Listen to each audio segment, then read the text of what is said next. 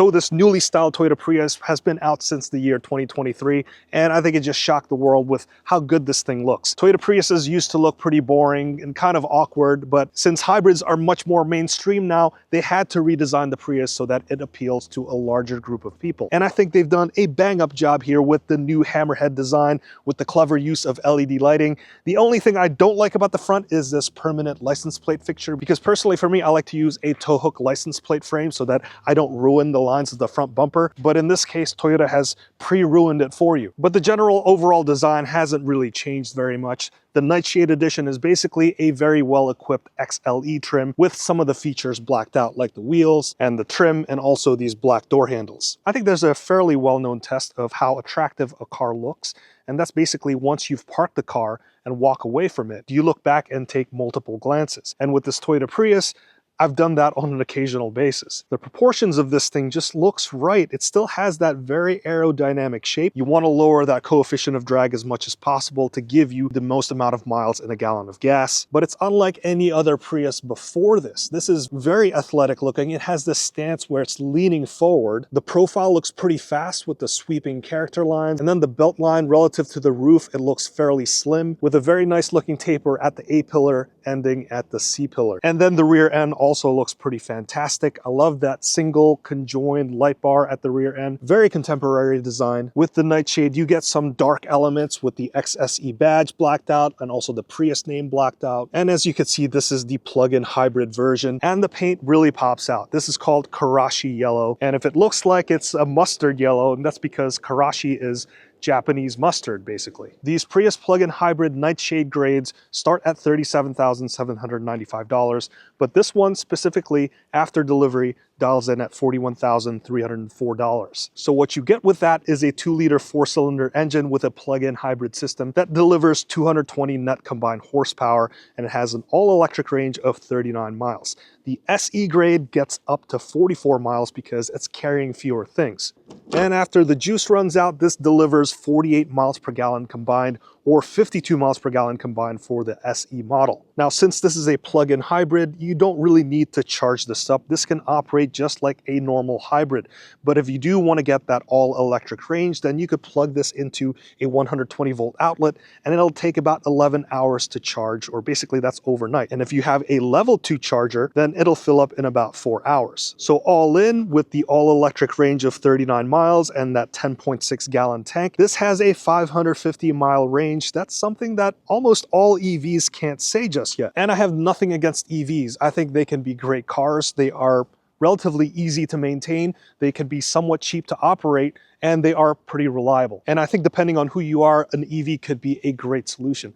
But for people who live in apartments or in very remote areas, or in general have a very difficult access to charging, then EVs are completely terrible. In which case, the plug-in hybrid could be that automotive solution that they need. Now, as for the interior of this new Toyota Prius, has generally looked the same like other Priuses from the 2023 model year. And since this is basically a well-equipped XLE grade, you get the larger 12.3-inch infotainment screen, and then you have this 7-inch digital screen, which is standard. It is partially blocked by the top of the steering wheel, but depending on how you position the steering wheel and also your seat, it might not be a problem at all. And the one thing I like about Toyota interiors is that they like to maintain physical controls as much as possible. So lots of physical controls for the steering wheel and also your climate controls. You still get a physical volume dial, but there's no more tuning dials. That can be done via the buttons on the steering wheel. And then on the center console, you have this nice ambient lighting with some carbon fiber-like finishes. And also down below, you have 2 USB-C ports,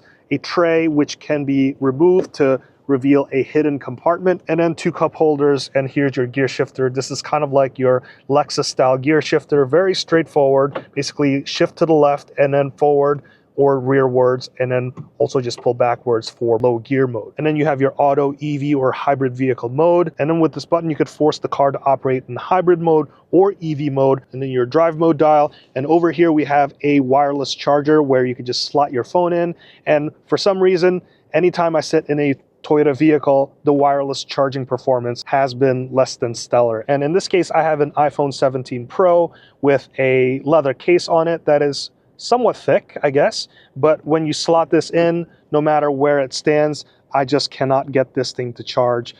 It's going to depend on what your phone is and what your case is, if you have any, because it may or may not work. So that's one general advice when you're shopping around for cars. Take your phone with you. Obviously, you're going to have your phone with you and also your case, and then slot it into the wireless charger and see how well that works. And then below the armrest, you have a couple of USB-C ports. And as for the interior quality, this is basically par for the course with higher or mid-grade Toyotas. So you're going to get like this fake leather stuff, which looks and feels like the real thing. And to be honest with you, I kind of prefer this stuff because I feel like they're more durable in the long run and also more comfortable to use in the extreme weather. But the rest of the finishes and the materials is, again, standard fare Toyota. So it's not going to be the most high-end or most comfortable feeling to the touch. This is fairly economic feeling, but I'm pretty sure that in the long run, this is going to be pretty durable. Now, this one comes with heated seats, and as you can see, there's a blanked out button, so there is no ventilated seats in here, but you do get a heated steering wheel, and the driver's seat gets powered adjustment, but for the passenger seat, you only get manual adjustment. To get into the second row, the door handle has been relocated up by the C-pillar, and that sort of cleans up the sheet metal on the side of the car. And getting in, you have about 34.8 inches of rear legroom. Sitting behind myself, this is a pretty comfortable amount of space. If you're taller than 5'8", it's probably not going to be as comfortable, but the rear seat experience is pretty standard fare. There's no venting back here, which is disappointing, but you do get a couple of USB-C ports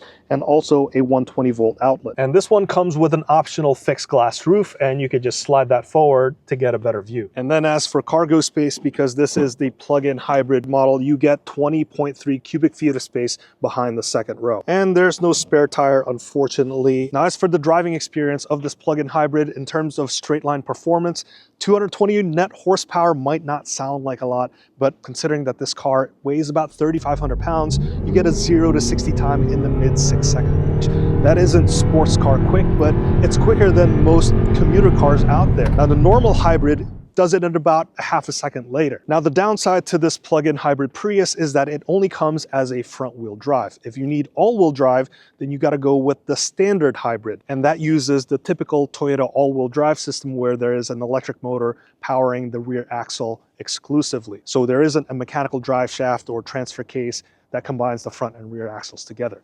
As a result, you get all-wheel drive performance, but the downside is that the rear traction is only limited by how much that rear motor can do. So this plug-in hybrid version, it doesn't have all-wheel drive option at all. Perhaps maybe that'll come in the future. As for the steering, I thought it felt pretty responsive, and the handling is fun as well, considering that this feels like a lightweight car, and I love that instantaneous electric motor torque. It feels like this car has a tiny turbo in it. And as for the braking experience, I like the transition between the regenerative braking and the mechanical brakes. It seems pretty seamless. So all things considered, the performance, the efficiency, the range, the amount of features that you get in here, again, you don't get the top of the line features, but you do get a lot of stuff for this Nightshade grade. For around 41 to 42,000 out the door before taxes, I think you get a lot for your money. So I'm curious about your thoughts on this plug-in hybrid Prius Nightshade. Let me know in the comments below. I want to thank you so much for watching all the way up to this point. My name is Hanson. Again, this has been the Toyota Prius, and I'll see you in the next one.